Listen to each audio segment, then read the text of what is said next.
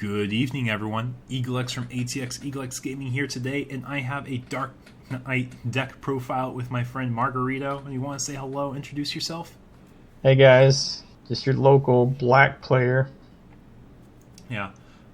So I recently had my largest webcam local with 24 people playing to win a playmat.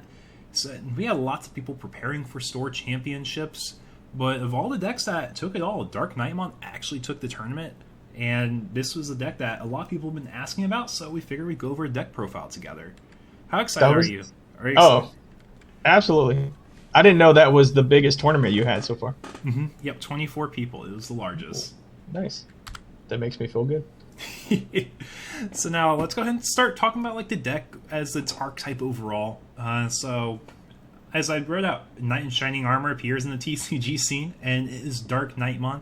This is an aggressive style deck for black, as black kind of has these awkward archetypes, and the DarkKnightmon is an aggressive one. So rather than building a giant OTK stack, you're focused on getting small multi-check stacks in with body recursion. You could potentially have jamming, you could have blocker, and at the same time you have powerful tools to remove other tower building decks, ways to react to control heavy decks as well.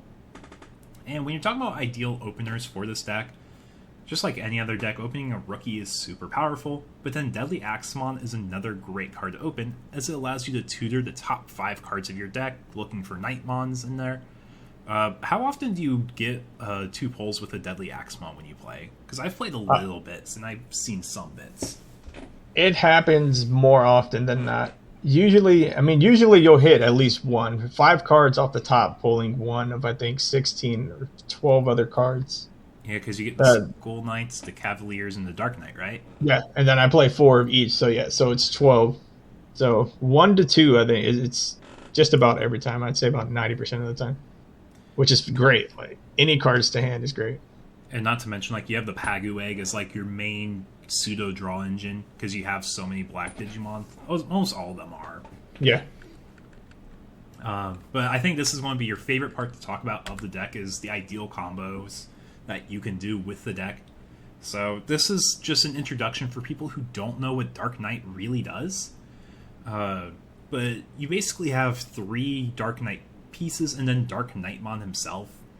The 2 main ones being Skull Knightmon and Deadly Axemon from BT9.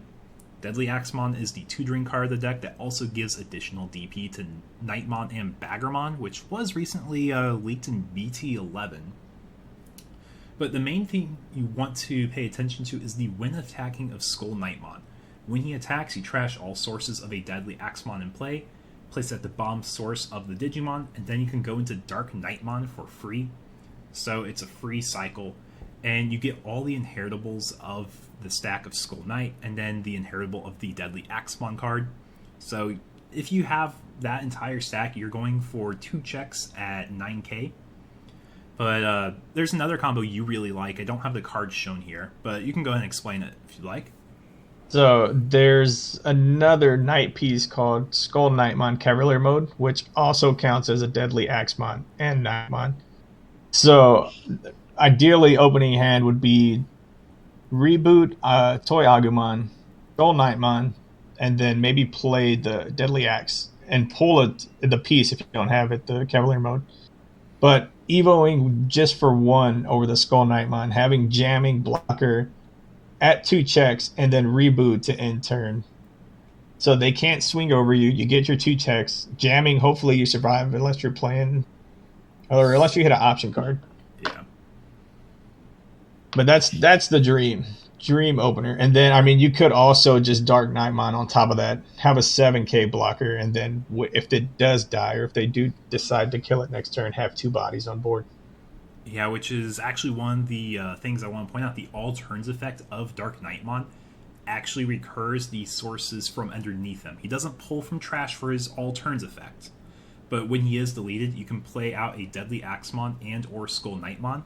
So obviously you got the Skull Knight and Deadly Axe from BT7, but if you have the Cavalier mode from BT8, he can count as one or the other. So if you have a Deadly Axe into Cavalier stack, you can pull both of those. If you have a Skull Knight into Cavalier under Dark Knight, you can pull both of those.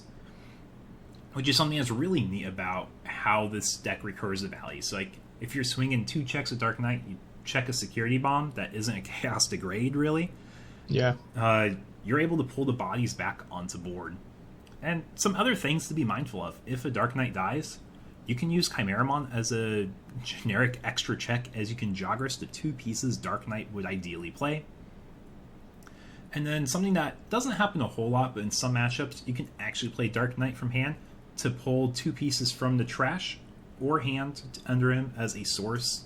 So if you had 2 Knight pieces get trashed from some effects, or they just die naturally, Dark Knight from hand can pull them straight from the grave, because that's the only grave recursion you have, right? Correct. I actually did that this past tournament. I opened up with, I think, two pieces of Deadly Axe and the Skull Knight. And I did the whole Evo thing, but the pieces didn't live, so I had 3 Dark Knights in hand, so I just slapped them down 3 turns in a row. Yeah, that was against security control, too, right? Yeah, he only dealt with 2 of them, or he degradation 2 of them, so the pieces still went to the trash, so I get to play the other 2, and he can only deal with 1 more, so the 3rd one popped off for me. Yeah, which is something really awesome. Like I said, I think it helps in those control matchups. You have a lot of value that people don't realize. But now let's go ahead and talk about the deck profile as a whole. So this was your first iteration, and it was a really strong start for sure. It's still a very aggressive deck. It has lots of value recursion, and it makes it difficult for control decks to actually control the entire board. And all the level 4s have great utility for how you can play in the early game. But I know a lot of other cards were considered. So, like, at the bottom here, I have some cards that I would consider, and you talked about briefly with me that you were considering. But from this original build, what cards do you think really underperformed? Mechanorimon wasn't really that much of a help. Like, I would end up with 2 Mechanoris in hand and either needing like one more check or anything to something that can attack, or just Evo for cheap to get at least my searching going to draw. So I figured that the Cavalier mode having blocker would be good enough if I needed to stall. Mm-hmm. And not only that, I don't like playing Mechanori without playing the Black Tie, because I feel like if he's not 7k, I don't really want him. Yeah, makes a lot of sense. But something I saw a lot of people originally do with Dark Knight was pair it with the Commandramon package. Did you mess with that? Did you try it out? Like it? Not like it? I did. So I basically had the same deck built like way back when. I only added the what do you call it? I guess the Cavalier mode. Just added the Cavalier modes like last set. I tried playing the deck all throughout hybrids, but it's terrible. The matchup, as soon as you match up against hybrid, I think you automatically lose. But yeah, I tried the Commandramon package. It's not the worst, but I feel like you can't really go full on like Knightmon package if you're doing the Commandramon thing. You're combining 2 gotcha engine, or a gotcha engine with a consistency engine. They just don't work well. Yeah. I mentioned Junkmon just because if you're stacked eyes, you get a bit more value. I think you were messing with that also. I did throw 2 Junkmons into the new build that I do. Yeah, we'll show that here on the next slide moment. But other floodgates, I don't think there's really other floodgates besides Chumon that's super useful in this format. But Kukua is one that is potentially there. There's nothing that really ignores Evo requirements, but it's something to consider.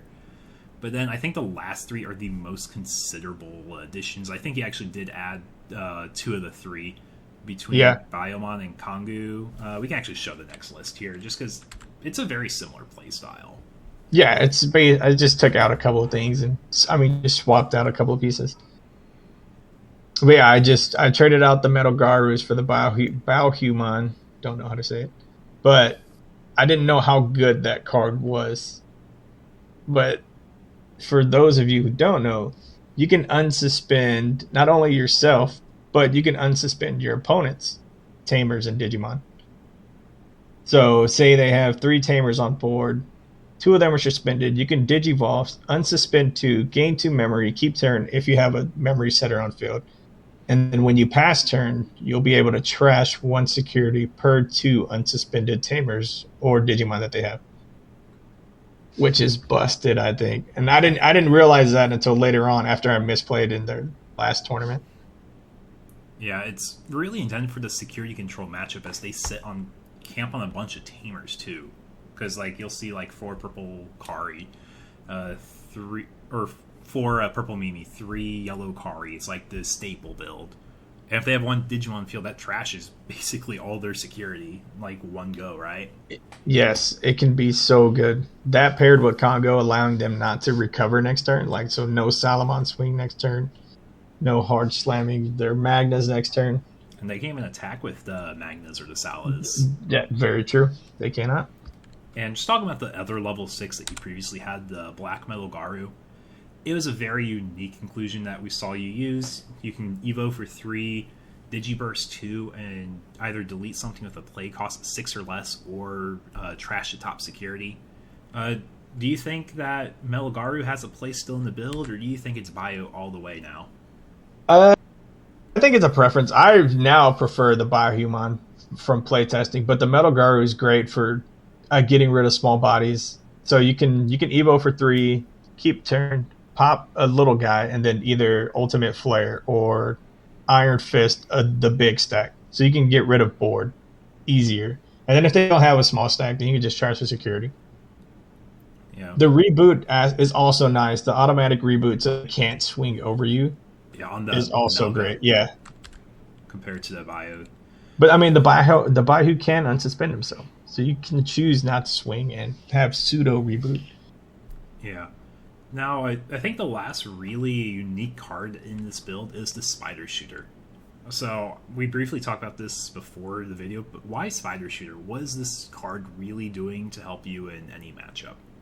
So, a couple of the worst matchups are, War Greymon, Black War Greymon. The Galmon can be disgusting, and you can't really get over it other than Chimeramon play, minusing whatever's under it, so Metal Greymon or Black War Greymon, to swing and crash into it.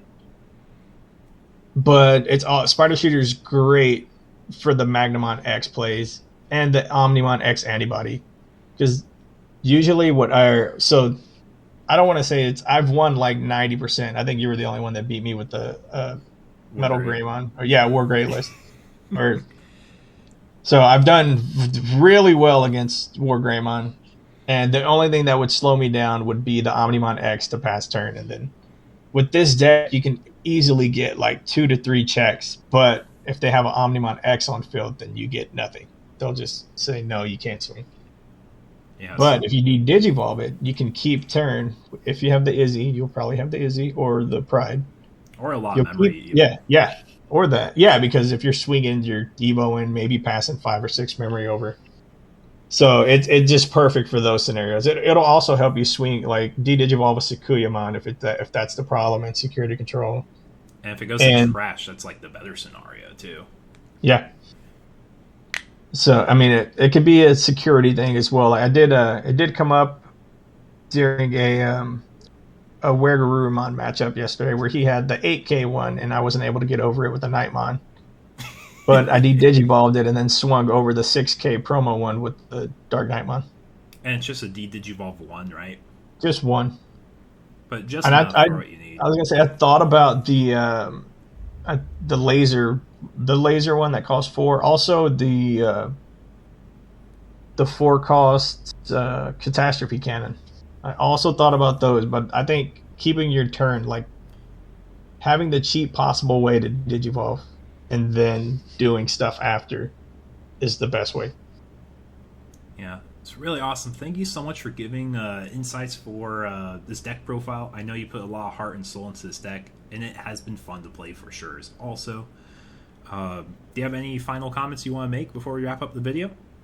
I mean, if you haven't tried playing it, I would suggest playing it. It's super fun. It can be very aggro. You get swings and checks out of nowhere. If I were to change things again, though, I may mess around with one more Congo. Maybe take out the Breath of the Gods for 2 Congo. or a spider shooter for a Congo. I think 2 Congos is necessary. Yeah. And not to mention, like, it's super budget, too. Like, I think the most expensive card we're looking at is the Chimera-mon. Yeah. Well, with that being said, thank you so much for joining today. And if you guys enjoy this content, don't forget to like, comment, subscribe. With that being said, take care, y'all, and have a nice night.